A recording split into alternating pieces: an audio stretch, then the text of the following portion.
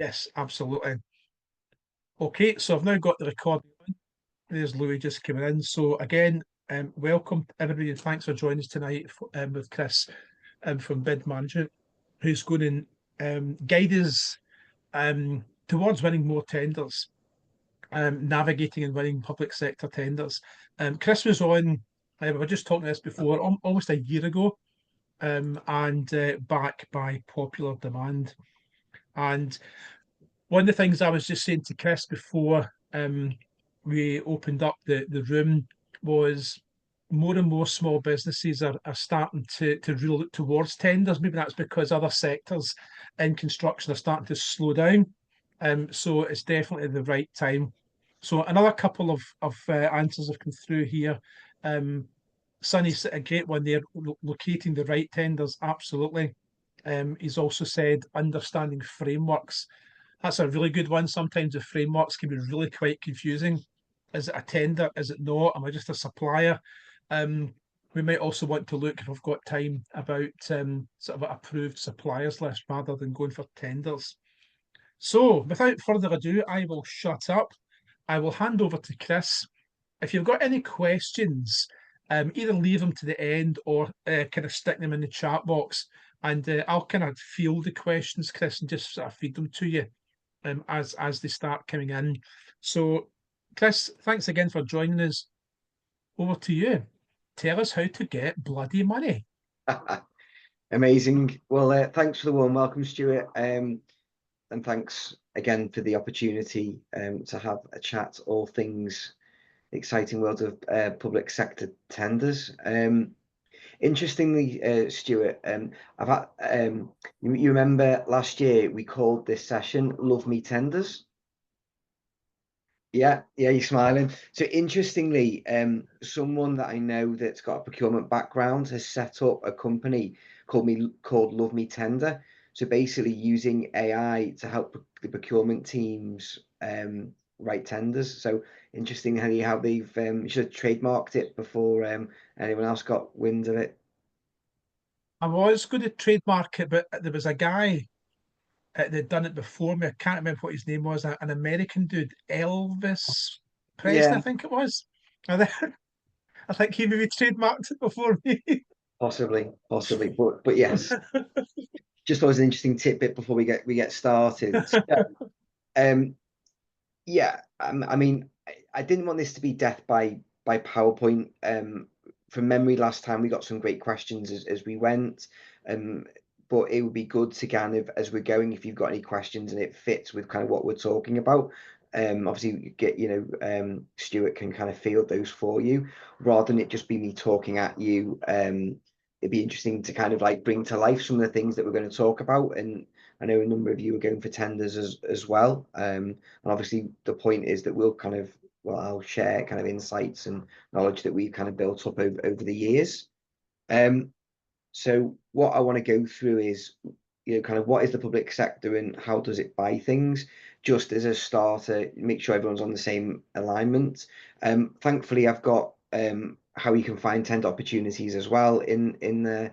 And then the meat or the bulk of it will be, how to succeed in bids and what people get wrong, what are the common mistakes that I see and support clients on. So hopefully that will kind of give you something to take away as well. So just quickly about me in the business. I spent over 15 years the other side, so being the public sector buyer, worked for organisations like Crown Commercial Service and NHS Supply Chain. The reason for setting the business up was that I could see that there were clearly good suppliers out there that had a great product or service, but they just couldn't articulate it in the way that the public sector wanted.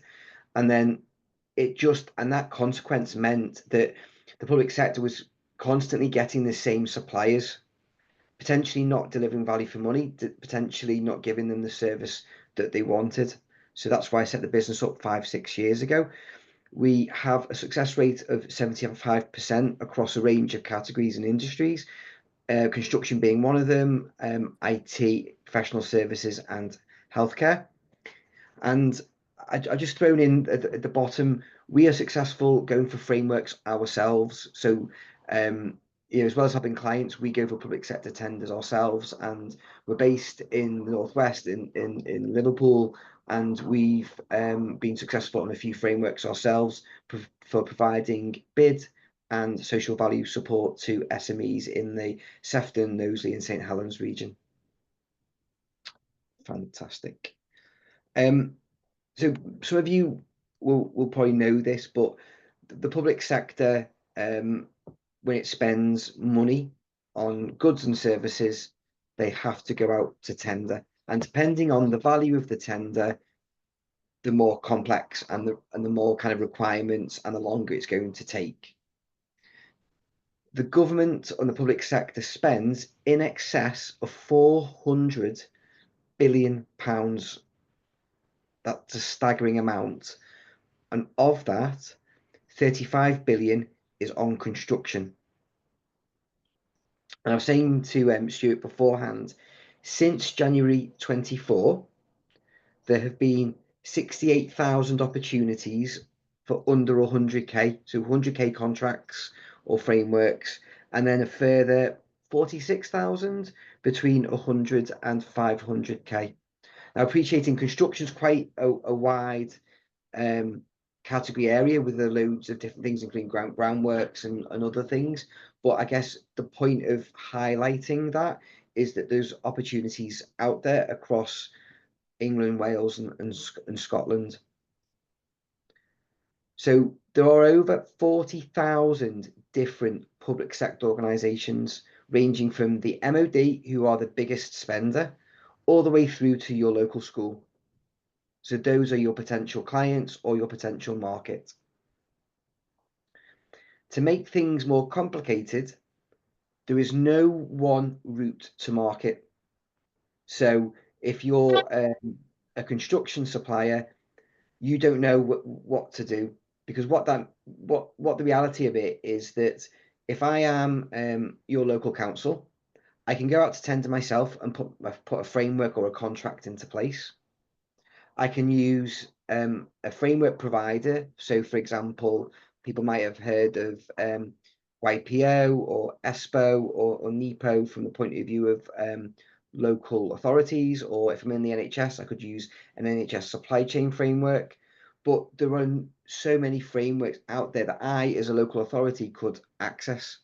So it makes it really difficult and complicated for people like yourselves to find out what framework should we be on, what things are people using.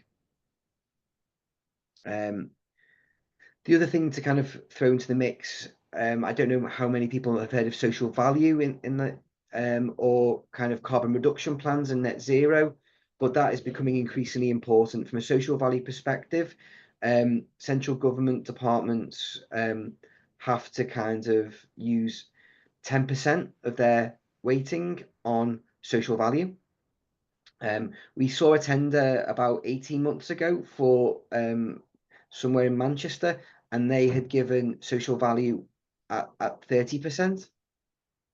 And then from a point of view of net zero, the England have set a net zero target of 2050, and that means reducing your emissions by 90%. So, for example, moving to renewable energy or changing vehicles from petrol or diesel to hybrid and things like that, and then offsetting the residual 10%. The reason why this is important for tenders is that if you're going for tenders over 5 million, you need a carbon reduction plan. Obviously, if you're going for stuff like lower than that, then at the moment you don't need one. But I think what we're finding in the construction industry in particular, if you are working to primary contractors, they are saying to their supply chain, if you want to work with us past 2027, then you do need a carbon reduction plan. The reason for that is because you sit on their, for want of a better phrase, a carbon balance sheet as a supplier, like you would sit on their, on their financial statements as well. The big change since I last presented was that the new procurement reforms, or Procurement Act, came into place in February of this year. I think looking at it from my perspective, I think the biggest amount of changes is greater transparency. So if a buyer wants to do any activity, they have to publish it. And what that means for suppliers is advance warning of tenders. So you might have heard of in the past prior information notices. The public sector loves three-letter acronyms, so PIN is a prior information notice, and that's just to give the market warning that a tender is going to come out. There may be some opportunities to do some market engagement, understand what the client's looking for, understand their pain points, and then that helps when the tender documents are released to help you understand what they're looking for, because it's sometimes hard to go through reams and reams of paper and understand what they're kind of trying to get at without that kind of understanding that you can get from conversations and meetings. The other thing from a reforms perspective is that there's something called the central digital platform that's part of the Find a Tender. So you can basically register on that some of your company details. The benefit of registering for that is that a lot of some of the information that you typically will provide as part of the standard SQ is contained within that website, that page against your company profile. And then when a buyer needs that information, you can either download it across or use a code from that portal to use it for that tender. So what that means is removing the duplication of information. So things like your insurances, things like your company accounts, things that it doesn't change for every tender. They've tried to remove some of the duplication. To be honest, it's a start. It doesn't go for the full SQ and all the different questions, but it's a start. So don't expect it to be the full SQ suite, including modern slavery, including the 3 contract examples, but it's a start. Quotation list. Okay. So there's a question on how do you find opportunities, and for the moment we're just going to focus on the public sector opportunities. Contracts Finder is the one for opportunities worth over kind of 12k but less than 138k, and then Find a Tender is for opportunities above that threshold, and again for opportunities in England, Wales and Scotland. It actually maybe also be Northern Ireland as well. So you can go onto those websites, type in any keyword. So it could be construction, it could be groundworks, whatever it is. Sometimes when I'm speaking to clients, what I say is, if I had to Google to find your services, what are the keywords that I would use? And you can use those to find those opportunities, and then you can filter based on the deadline of the tender.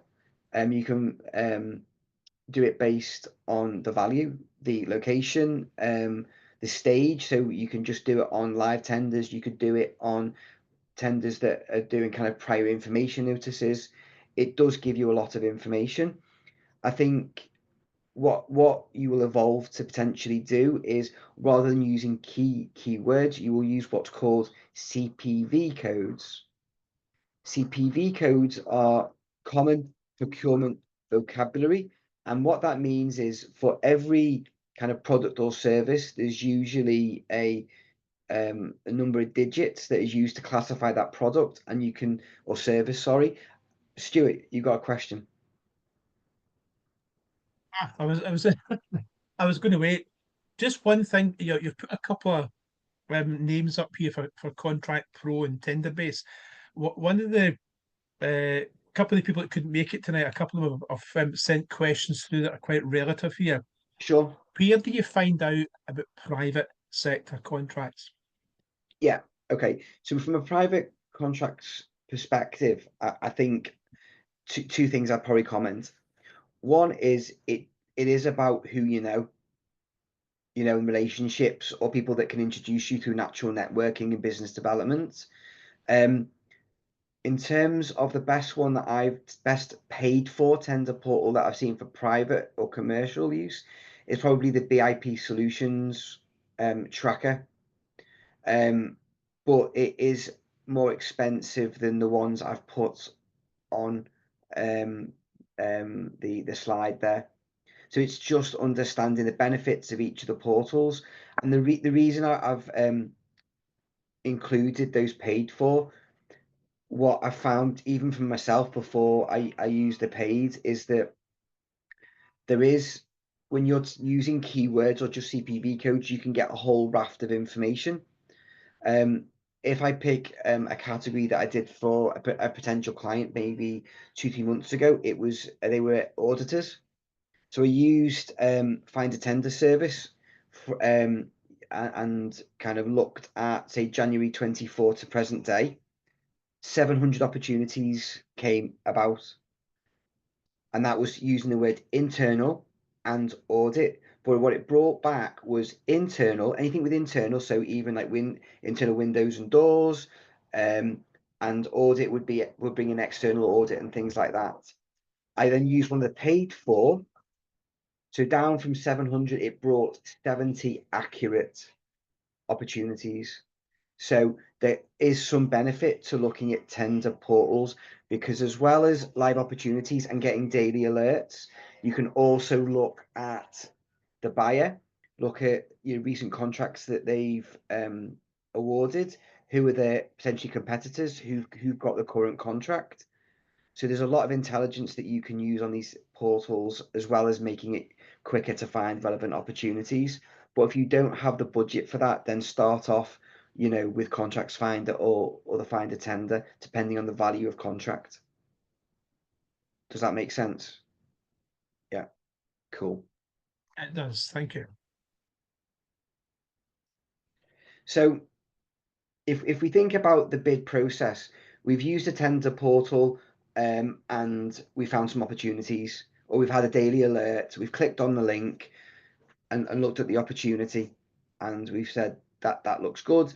You then might have to register for the actual where the documents are on the software. So you might have heard of Proactis, you might have heard of Jagger or Bravo. There's a whole raft of them from that perspective, but every buyer will use some tender software to run their tender process. So you will have to register to be able to download the documentation, and invariably there will be a pack, including your pricing schedule, your quality questions, a specification, the ITT, the invitation to tender. There's a whole raft. Again, depending on the value, there can be more or less kind of documentation. The two documents I would recommend to look at to help you understand the opportunity would be the invitation to tender, or it could be called an RFP, or the ITT, and that will set out what the opportunity is, the timeline, maybe the value, the questions, the price quality split, and then the specification could be embedded within that document or included, or it could be a separate document. So the specification sets out what they need from you, what they're looking for. So using those two documents will help you qualify, is it suitable? Okay. So then what you need to think about is, you've decided it's in scope of what you do, but then you need to create a checklist or a qualification tool that basically has things that are important to you that you can check off to make sure that this is an opportunity that is worth pursuing. So I put some examples. So it could be the value, it could be the location, it could be the contract, it could be a 3-month contract, it could be a 6, it could be a 4-year contract. You might have experience of delivering something similar to the customer. It could be that you've worked with a similar organization in a neighboring area. You've got experience of delivering the same service. You've got testimonials.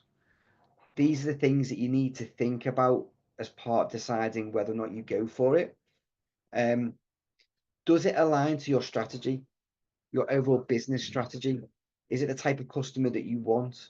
Because within the public sector, you've obviously got you know, schools or education, you've got NHS, you've got local authorities. There's a whole raft of them, and not all of them might fit the model or the type of service that you're looking to provide. How are you going to win it? What is it about you and your company that makes you different from the competition? What do customers say about you? And those are the things that you want to think about your USP or your proposition, and why someone should appoint you versus anyone else. Even from the point of view of if there's an incumbent in there, what do you offer that goes above and beyond what they typically offer? And then again, in an ideal world, you'll have some sort of relationship with the customer or track record. And the value of that pre-market engagement piece before the tender period is vital. Stuart. Another question that comes up quite a lot, Chris, that's kind of related to this, goes down to, how can I put it delicately? How many of the tenders are kind of rigged, perhaps is the word I'm looking for, where the awarding authority has already got it in mind who they're looking to award, perhaps the incumbent. In your professional opinion, Chris, is that something to be aware of, or is that just urban legend? Right, okay. Very good question. And I see I'm being recorded, so I will tread very, very carefully. Um, I think what I would genuinely say, and having been in the profession for over 15 years, I don't profess to say categorically that every procurement that you probably see or come across, that from the buyer's perspective, they want the incumbents because they've delivered value or whatever. There's also a point that I don't believe that every procurement out there is the best procurement, and people may feel it's rigged, but it just hasn't been set out correctly or as everyone wants.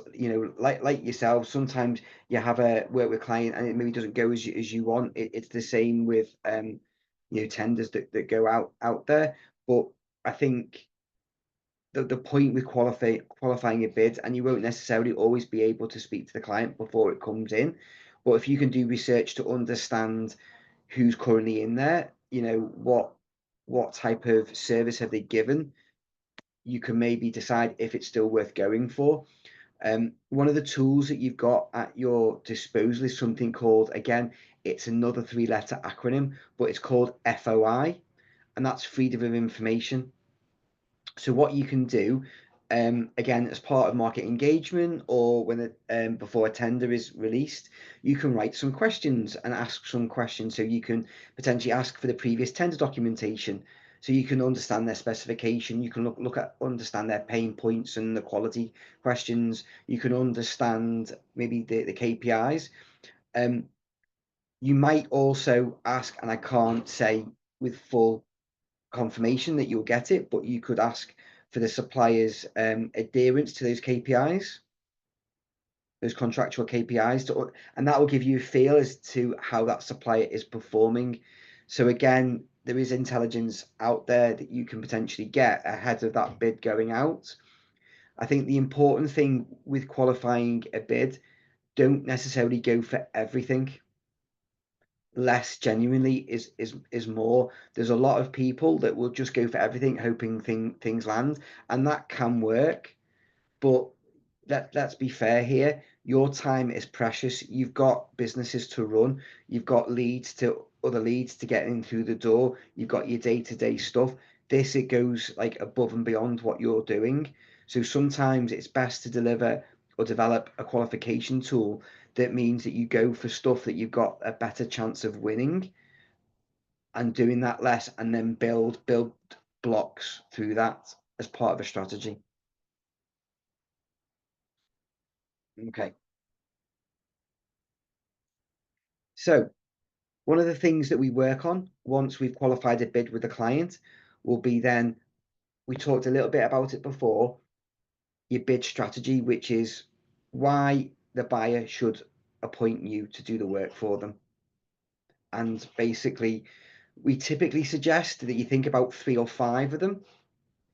And that will be things like delivering value to your current clients. So you could say, any KPIs that you're currently measured on to show that you are basically a low risk provider. They've got evidence of delivering similar projects to satisfied customers. That's kind of what you want, being a low risk provider and adding value. So adding value, appreciate it's a very woolly title. What I'm talking about from a value perspective is, say the implementation or mobilization is 6 months. Could your experience be, your average is 4.5 months? Well, that's going to add value from a time perspective, cost perspective, from their perspective, from their, their resource and things like that, and get you on the job earlier. Can you offer them savings?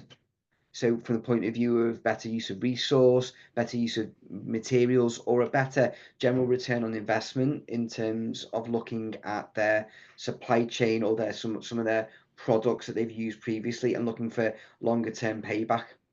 That's what I'm talking about from like USP's perspective.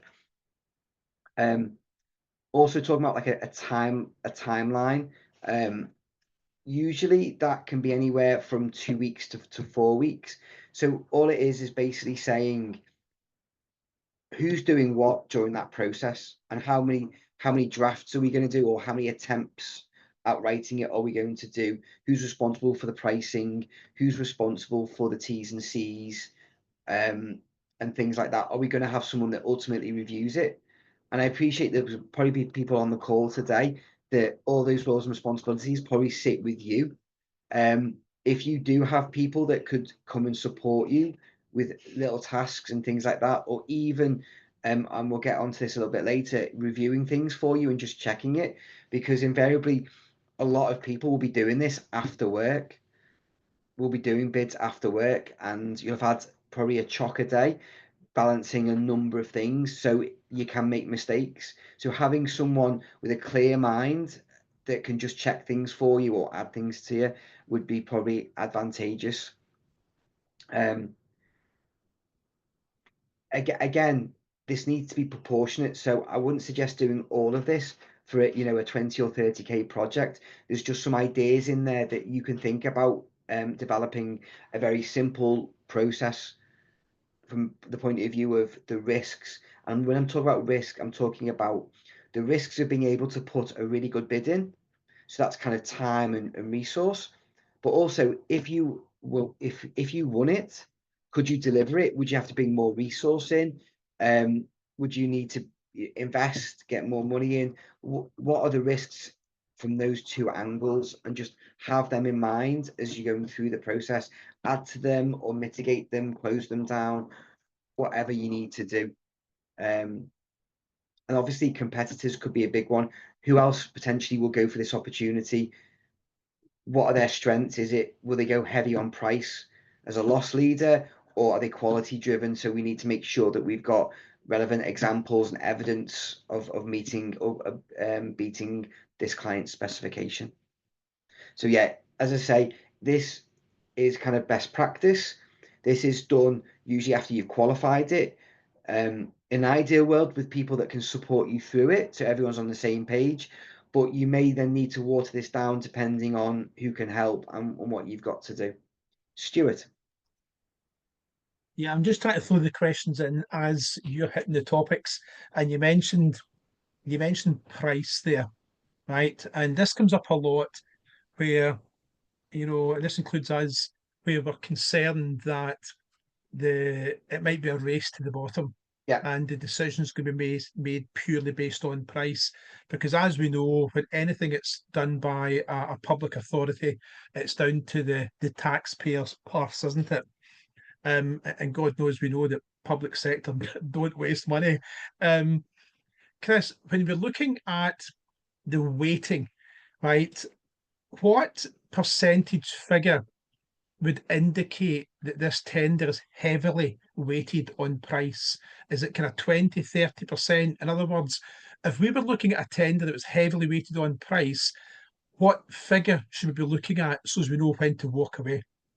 Okay, so my suggestion would be, if we are all quality led, then I would not look myself at, or recommend to a client doing tenders with price probably over 40% or over, Okay. because really from a quality led perspective, you want quality to be 70 or 80% Yeah. in an ideal world. And from I also include social value as part of quality Okay. as well. So just to be clear there for people that are listening to this, what I mean by this is when you look at the tender document, there'll be a number of things that make up the 100%, and price will usually be one of them. In fact, price Yeah, will always be one of them. yeah, What you're looking for there is the percentage it's indicated for price. And as Chris has said, if you've got something that's maybe 40% or over, it's a huge red flag that that purchasing decision is almost certainly going to be made on price, as sadly a lot of them are. So that's absolutely brilliant, Chris. Thank you for that. yeah. And just to add to that, Stuart, what we've seen from a quality perspective is that there's very few quality questions. So what that means then is it does become a race to the bottom, because price becomes really important, because everyone Gotcha. scores quite Yeah. well in quality. There's very little differentiation between the scores. So it does become then a price led conversation or discussion. So It's a good point, Chris. And I never thought of that. If they've listed a number of criteria, price, quality, expertise, skills, whatever, and price then might only be 30%. But at that point, if it's the dominant number, then it's obviously going to be heavily influenced in price as well. Exactly. Yeah. And Okay. the other thing to throw in, and we will talk a little bit later about the scoring guide. So when we talk about the scoring guide, that's how what your quality score gets out of. So that could be out of 10, it could be out of 100, or whatever. If a buyer is clever enough, they should have gaps between their scoring. So like a 0, a 50 and 100, or like a 0, 5 and 10, so that it kind of, the quality ones get the higher marks, to then, if you're not hitting the quality criteria, then you're only going to get half marks. So that should then water down the balance that price can pay, the price can play in making that decision. Cool. So I've called it bid writing 101, but here are some of the things that we talk with clients around. And again, I'll say this is obviously in an ideal world, rather than having to be writing the bid at 6:30 at night when the deadline's 12 o'clock tomorrow. But we try and say, if you can plan, and that's just think about how you want to structure your response. What are you going to include? What evidence have you got, from previous bids, or kind of customer testimonials you can throw in, just a bit of a skeleton plan, so you can make sure that you're ticking all the boxes. A lot of the times then spent on the right physical writing, for using those kind of checkpoints to understand, you know and things to think about is, what are you going to do, why are you going to do it, when you're going to do it, and the benefit of doing that solution or that way of working is really important. And also, as well as using other people, take time to review it before you then pass it on to someone else. That's how in theory it should work. In an ideal world, if you've got 4 or 5 weeks, 2 or 3 drafts would be good. Reality, that might not be achievable from your perspective, but having a draft, a review, and a draft then helps you then build and uplift the score as you go, using people to give you feedback. Previous content I talked about, in terms of the planning stage, it is important, or it is a useful tool to use, but you notice I put an exclamation mark against it, because one of the things that we find when we're doing bid reviews for clients, they've just used previous content, but they haven't shaped it to meet this client's needs. Some, you'd be surprised, have actually just used the old exact bid and haven't changed the client. They've just used the old bid. So yes, it's useful. It can make it quicker, but just think about how you can tailor that to the criteria or the client specification and there's a minimum, make sure you change that client's name. The other thing to think about is use shorter sentences. It makes it easier for the reviewer to remember what you're saying. So usually there is some stats that says if your sentence structure is usually 14 to 16 words, then the reviewer will retain 90% of what you've said. Okay. If it's over 40 words, and I've seen 50 and 60 words in a sentence with loads of commas and other grammar, people will only retain 10% or less.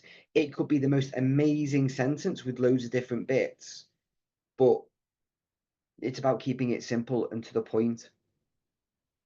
You don't necessarily have to throw in loads of different terminology. Stuart and I were talking about the evaluators. The evaluators will typically be a mix of potentially procurement staff, as well as people that will have that industry or sector. So sometimes less is more when it comes to the writing. Obviously, referring to any of the spec points, and using their keywords and buzzwords, brilliant. But you don't have to make it too technical. Just keep it simple and think about what I mean by passive sentences. What we want to use is what you are going to do. It's the future tense. What are you going to do? How it benefits the client. Not we would do this. We're talking about what we're going to do. We're confident that we're going to win it. This is how we're going to do it. This is why we're going to do it. And this is the benefit for you, the client. Okay, that makes sense? Yeah, thanks, Stuart. And again, I know I appreciate, I keep caveating this. This is kind of, we've got a question from Emmanuel. Yes, thank you for the presentation. Sorry to take you back on the previous slide on reading statistics in MS Word. I request maybe if you could add some more explanation and maybe with just an example of how this applies. Thank you. No, very, very, very good question, Emmanuel. Thanks for asking it. So within Word, there's like a reviewer, like tab, and then that talks about the reading age or the number of passive sentences and gives you feedback on the text that's within that document. That's what I'm talking about. So what I'll do, probably won't be tonight, but I will take some screen grabs and circle them and things like that and get them over to Stuart to send out to you alongside the slides as well. Is that okay? Oh, we've got a brilliant question. We've got a brilliant question, Stuart. AI. Yes, it was always going to be there, wasn't it? Yeah. So what I'll do, if it's okay with you, Sonny, is I'll finish this bit around the writing, and I will come back to that to finish it off. Is that okay? Brill. So in an ideal world, whoever's involved in the process will need to understand the specification and the tender questions, because you might need some insight or intelligence from them to help you write it, or to help the writer write it. If you do have someone in marketing or sales that can help you. We talked about the scoring guide. Every scoring guide is different. No two tenders are the same. So this is what I was going back to earlier around 0 to 10, 0 to 5, 0 to 100. And then what you need to do to get the 10 out of 10 or 100 out of 100. It could be going above and beyond the specification. It could be delivering added value. It could be delivering savings. There's very specific wording in that top box. That's what you need to focus your response on and show how you will deliver that, or how you will meet that score. And you can use that as part of your intro or your outro, or your summary at the end of each question. It's important to understand the client, particularly if you haven't had any chance to do any of the market engagement. This can be done through kind of desk-based research. They should have their procurement strategy on their website, things that are important to them, anything else that you can glean through the specification. The specification should highlight their pain points. The more of the weighted question, so for example, within quality, say quality is 70%, say mobilization is 30% of that mark, you can guarantee that the previous supplier had a poor mobilization process or contract management or whatever it is. Those are their pain points. So the spec should detail everything that they want as a minimum. So if you can evidence how you've gone above and beyond it, that's probably a good start. If you can do, we talked about freedom of information as well before. So realistically, if the tenders come out, then you're not probably going to get a response to the freedom of information during that tender process. The freedom of information process takes about 30 days from when you request that information to the end. So probably the best point of using freedom of information is when there's a prior information notice. That's probably the best point to bring that in. The other opportunity, we talked about using previous text, previous case studies, all really important. But you can tailor the language that you use based on the clients. So they may refer to them in a certain way, use that. They could refer to stakeholders in a certain way. If you're doing anything in social housing, they could use tenants, they could use clients or whatever. Don't be afraid to use their spec points or use their language as part of your response. It shows that you read it, it shows you understand it, and you're now playing it back to them. Stuart, question? Yeah, just going back to something you said there, Chris, that might be helpful to other people on the call, goes back to that knowledge around the intelligence side long before the tender comes out, so you can make those freedom of information requests. One of the really good features that Tracker Intelligence has got is that intelligence side, where you can go back and look at all the historic tenders. So if I want to look at, say, Highland Council, I can go and see what tenders Highland Council had, and then more importantly, when those tenders are due to come back up again. So I can then go and set a diary note for this tender's coming up in, say, October. I'll set a diary note for maybe May or June to start getting those freedom of information requests done so as I can see the tender documents. Because guess what I'm going to do? I'm going to get the winning tender document and copy and paste it. Because if that won it before, it could potentially win it again. But tracker intelligence is very good for that kind of intelligence side of things. So I just wanted to throw that in for people in case they're wondering, well, how the hell do I know if a tender's coming up? Hope that helps. No, it does. I think I would probably go so far as to push it out kind of to 9 to 12 months before, from when the contract was placed or when the contract end date is, so that you can start that engagement, because that information, that intelligence, like with some of the other portals that they're out there, Stuart, will give you the contact details or at least the name of the buyer that did it last time and an email address or a phone number. You've just got to treat it as a bit of a business development opportunity, a bit of a coldish call, but you're looking to build a relationship. It's a consultative sell. What you're trying to position is you're in the local area or you're in the region. You've got experience of delivering this. You want to see what their plans are with this procurement and share any best practice or what you've done with a similar client that will add value to them. That's kind of how you want to position it. Brilliant. Right. Great. AI, really, really good question, really, really important question. It does add value. There's no going around it.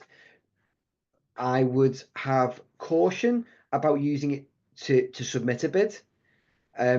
However, I think it's at that stage that it could do a draft for you, which you would then start to build on, because it potentially might not be factually correct. It might just give you the perfect answer, but you might not deliver it in that way. So what you need to be aware of when you're submitting a bid, those quality answers about how you're going to do things do form part of that contract. So you need to make sure anything that you submit as part of those answers that you can deliver on. So yes, sorry, it does add value.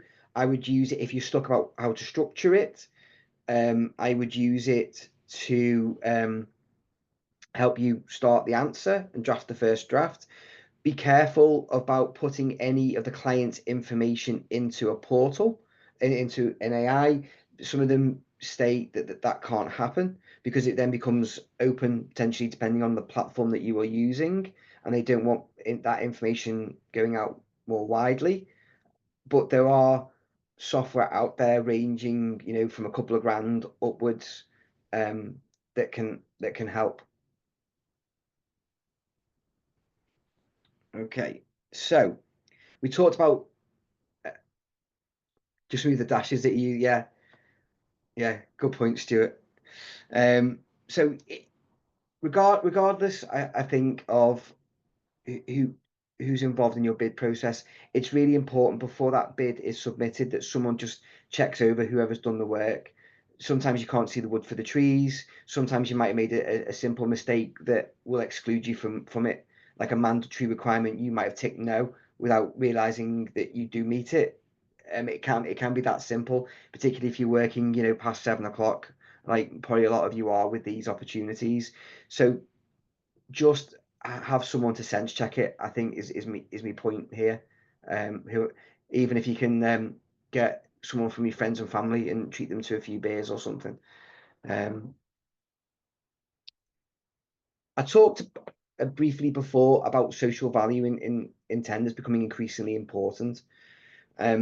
What social value is going above and beyond what you typically do. And a lot of you might do this already, or some of these things. So it could be volunteering. So, a number of hours that you give to schools or, community projects and things like that. It could be donations to local grassroots sports. It could be donating your time to look at CVs, using local suppliers. So for you, say you spent your outgoings were 200 grand, what proportion of that spend is with local suppliers? So that's what social value is. It's kind of what you're doing with your money that's typically, from a tender perspective, more than just price and quality. Does that kind of make sense? It's something kind of new. Stuart's nodding, great. Okay. So the thing with social value to remember is they're looking for forward commitments that you're going to do in their region. Now, this does depend on the contract value, so don't make commitments that you can't potentially undertake. So if it's like a 50k project, you don't want to be saying, I'm going to take on 5 staff. You don't want to be saying, I'm going to take on 3 apprentices and I'm going to spend 500k on local suppliers. It's just thinking about what's proportionate. So if it was a contract value of 50k, you could say, well, X percentage of my team, based in that, will be based in that region. So that social value there, we're going to use 20k from local materials, from local suppliers in the region, and name them. You could say we're going to give up volunteering hours and offer like workshops to show people, residents, how to do certain things.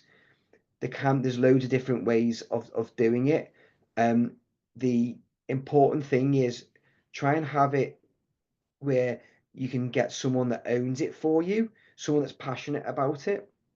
And it helps retain staff, it helps attract staff, and people are wanting to do business with more socially aware, organizations. And Stuart's right, you may recognize it from CSR, but this is kind of going, a bit further. I think when CSR first came into place, it was some of the larger brands that we all know and love trying to deflect from the point of view that there was maybe modern slavery issues out there. So they were trying to show what they did in the region. So some of the things that you need to bear in mind is what you're going to do, how you're going to do it, how you're going to track it, and are you going to have someone responsible for it? Because what a lot of people do will talk about what they're going to their commitments, and that's amazing, and it's hyper local, and you've got a value against it. So the number of hours you're going to donate, the value of spend, £500 on a new kit for a local sports club, that type of thing. But what they don't talk about is then how you're going to monitor that and provide reports on a quarterly or 6 monthly basis to the local authority or whoever that is. So those are some things to think about, but try and get people to support you with it, because there's a lot of people that are passionate about this topic. Right, so I promised to talk about some common mistakes. So if I haven't borne you too much so far, this is the one to kind of bear in mind and use it as a checklist. I talked before about having some sort of qualification tool and basically not going for every tender. That is really, really important. Your time is precious. You've got a million and one other things to be doing. So if you're going for a tender, you need to make sure that you've got a reasonable chance of winning. So that could be, we talked about that price quality split. It could be, the clients in the local area, or that you've got experience of delivering a similar service to another local authority or whatever that you're targeting, but you've got demonstrable experience that's giving them a compelling reason why to choose you. Where possible, having a bit of a plan or a strategy is important. Roles and responsibilities, the timeline that you're working to. It doesn't necessarily need to be all bells and whistles, however basic it is. I've sometimes used diary reminders about what I've got to do. It can be that basic, just in terms of some of the key dates. So there's usually when the questions need to be submitted by, the deadline for the response. Those could be some of the ones that you just quickly put in. Using previous content without shaping it. I think I've bored you to death with that one, but please use it, because that will give you a head start. But just think about what this client's looking for versus what the previous one was, and shape it, tailor it. Think about the scoring guide, think about their specification as well. And also evidence. You might need to bring in other evidence that you've got of a different client as your example, rather than the one that you used previously. It's a constant iterative process, constantly adding. You might have heard the term bid library before. Just bringing that through and just having previous submissions in there, some of your insurances, your accounts, case studies and testimonials, throw them all in there and just constantly update, and they're a great resource. Not answering the question. I've had some bids where I've had to get people back on track because they've answered the question they thought that they wanted to answer, rather than the question the client wanted. What you'll find with if it's a good bid, if it's a good tender, that it'll be broken down in component parts, 3 or 4 bits. When I talk about planning, put those 4 bullet points as your starter and make sure you're answering each of them. That's really, really important, and that gives you confidence that you are answering the question. And again, this might not be possible with every bid, but if you can do that engagement piece beforehand, it will help you understand what the client's looking for. It'll help you decide if it's worth going for as well, because you could say, well, that Highlands tenders come out, we went to that market engagement day, they were clearly looking for one supplier that could do everything, and they haven't broken it down into smaller pieces and smaller chunks. That helps to bring it to life, and it makes that qualification process quicker, as well as making sure that what you're offering is kind of what they're looking for as well. So I know we've answered questions as we go, but has anyone got anything that they want to bring through? I don't think there's anything in the chat box, so if you've got any questions, just stick them into chat box or unmute yourself. Just a quick one, Chris, while we're waiting for people to put their questions in the chat box. ISO 9001 comes up in conversation quite a lot, and I think I'm correct in saying that with the changes and whatnot, they're maybe not quite as vocal with that as they probably would have been. But behind the scenes, in your opinion, how much of a deal breaker, especially within the larger sort of public sector organisations, is not having ISO? How much of that is a barrier? I think you're right about the value, the higher value than they may want recognised standards. You might start coming across ISO 14001, your environmental. what we've also seen for kind of mid-level tenders, like maybe over 500K, they do say ISO or equivalent, and there are, Yeah. organizations out there that can help you write policies and things like that that are that are kind of compliant or aligned to it. So I'm helping someone with technology products for at the moment, and they've specified a number of ISOs, and they've even specified the equivalents, and that may rule people out. Whereas there's some people that will say or equivalent similar standard and expect you to self-certify that you meet that standard, if that makes sense. So Okay. there Yeah, isn't it does make sense. Yeah. a blanket answer at the moment, Stuart, I think. Okay. Sonny's put a hand into the chat box, so he's either giving you a high five I for think a it's a brilliant question. presentation, or he's got his hand up. I think it's maybe Yeah, got his hand up. it was a question, yeah. Hello, Chris. Yeah, it was you just touched on it just there briefly. The biggest hurdle that I have really is the first hurdle really. It's I've sort of had a look on those portals that you mentioned, and there are several others in the private sector Yeah, um, that we are a part of. And the initial is kind of distinguishing whether or not this is going to be worthwhile spending time looking into. A yeah, lot of the time, the information that they put out might be broken down into packages, but they might put all of the information for the overall project when we're kind of specifically looking for, as a subcontractor, we specialize in passive fire protection. So we, our keywords would be fire door installations. yeah, Um, and sometimes it's difficult to to work out whether or not they're looking for a principal contractor for the whole project, or they're taking it, or there's specific packages that the tender's broken down into. That's kind of a um, yeah, what advice would you give regarding that really? okay. Good question. Have you asked clarification questions in the past, so through the portal? No, So no. So yeah, so that would be my first thing to say. If you could say that, having reviewed the tender documentation, we were unclear. Are you looking for a principal contractor, or yeah. I think. Kind of avoid doing that for sort of don't not wanting to sound a bit silly, really. Rather like say that I've missed something in Yeah, the yeah, yeah. documentation. Well, so you could say apologies if I've missed it. Yeah, yeah, yeah, And remember, it's anonymous, yeah. so they have to publish all the questions that are asked by people, and they should do that Right, every couple of days during the tender process. right. So I think, unless you've got someone else to look at it for you, that's or just check to make sure you haven't missed it.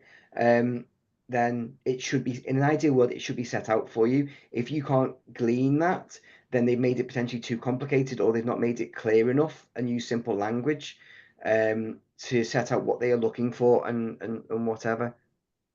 So Yeah, you could use like control and find, for on Word, if they use Word or Adobe for principal contractor or packages of work or something like that, and that may make it easier to circumvent that. But those will be my suggestions. And as long as you're not like aggressive, even on text with your questions, they're mm, there to help you. They want people to bid. So, and if as long as you say apologies if we've missed it, but we can't clearly see what you're looking for, mm. please can you either answer it or specify where in the documents that this is being referenced, and we'll look at it, type thing. Perfect. Thank you.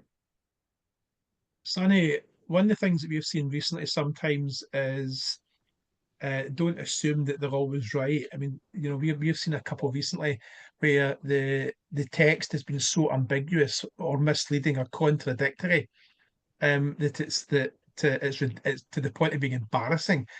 So don't assume that just because they're the awarding authority they get it right all the time. They don't. Mm. So, you've probably heard me saying this on BGA a number of times. There's no such a thing as a stupid question. The Yeah. stupid question is the one you don't And ask. I would So also, always get your questions in there, Sonny. Emmanuel, you've got your hand up as well. Yes, thank Oh, you for the presentation. Me, I'm working as a bid preparation coordinator for an organization in Uganda where we deal in solar power, solar energy projects and water projects. We mainly do international bidding for UNDP, UNICEF, World Bank, UNHCR for projects across Africa.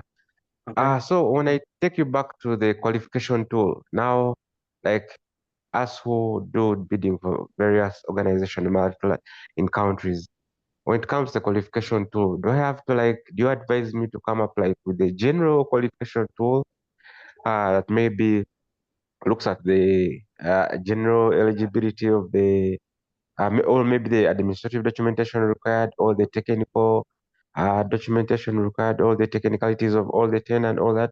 When it comes to qualification tool, how do you advise me to come up with one, me who deals with all those different organizations?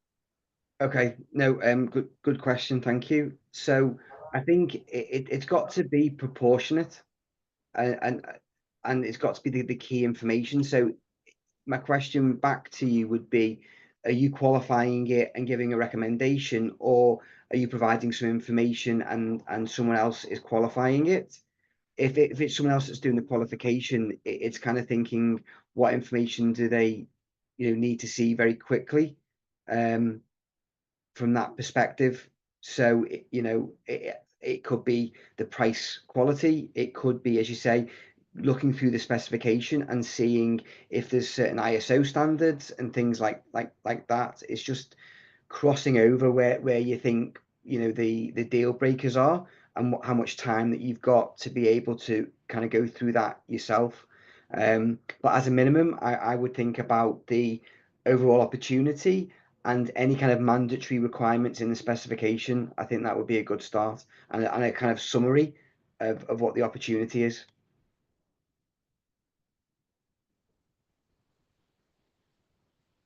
Okay. good No, stuff. Okay.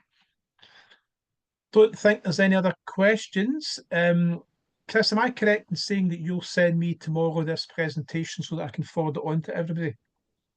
correct. Yes, and Excellent. I Because will also do that review pane, and show you some of the tools within that as well. Do some screen grab excellent.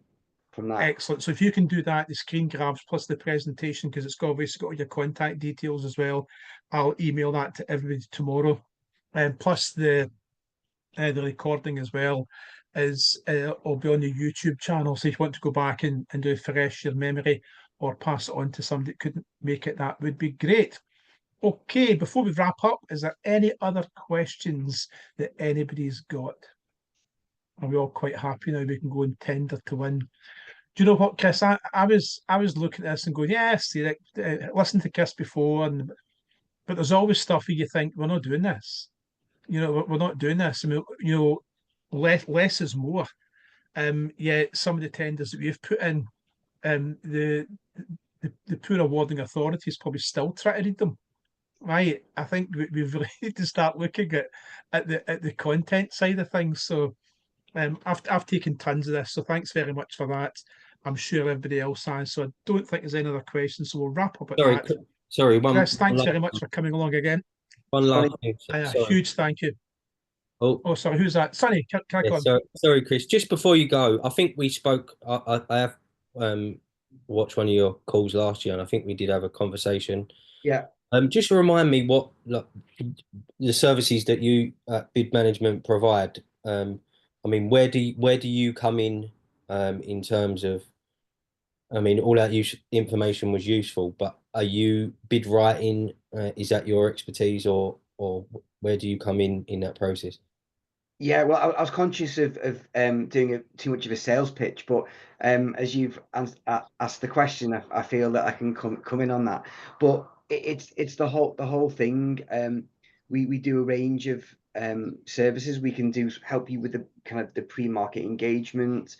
Some of the intelligence that Stuart was talking about before. We've got access to tender portals so we could do some research for you. We can do tender alerts for you. When the bid lands, we can write the bid for you. If you're confident and you just need a second pair of eyes, we can do, a validation or a check for you. It's that whole bid life cycle. We've got people that can support you through that. It just depends how much support that you need, and we can tailor things towards it. But I think the important thing from our perspective is that we want to be like a driving instructor, i.e. give you the tools and processes to be able to manage this yourself, and then be able to be called upon if you've got too many on at a particular time, or just need that critical friend. We're not looking to take advantage and just do outsourced procurements all the way. It's just about finding and tailoring solutions and delivering value. Perfect. I'll send you an email, go through pricing and stuff like that. Yeah, cool. Cheers, Chris. Excellent. Excellent. Thank you, Sonny. Nice one. Anybody else get anything else? James has got we'll be looking for advice on making company more qualifying. Can you help with that? Chris, do you want to answer that one for James? Yeah, of course. Well, there's for the first 5 people that either email me or text me, there's a half-an-hour call, and that could be to do a quick look at a previous bid. It could help you think about a qualification tool. So yeah, by all means, James, get in touch and we can have that. Right, James, the simple answer there is get in there, man. Get in there. The first 5 interested parties get a free 30-minute meeting to discuss anything bid related. Excellent. Get in there. Good. Anything else? No, just I think we're done. Yeah, just for me, just to thank you again for the opportunity, as well as the questions and the interaction. It just makes life a little bit more interesting to bring to life some of the things that we're talking about. Excellent. And just for people that are maybe watching the recording or listening to it that might not see the screen, to contact Chris, it's info at bidmanagementservices.co.uk. Bid Management Services, all one word, no gaps. Info at bidmanagementservices.co.uk. And Chris's number is 0771 344 2700. That's 0771 344 2700. So that's Chris's number and email information. Chris, absolutely brilliant. Thank you once again for this. Absolutely brilliant. And thank you everybody for coming along tonight. Have a fantastic evening. Thank you. Cheers. Thank you. Thank you. Bye-bye. Bye-bye.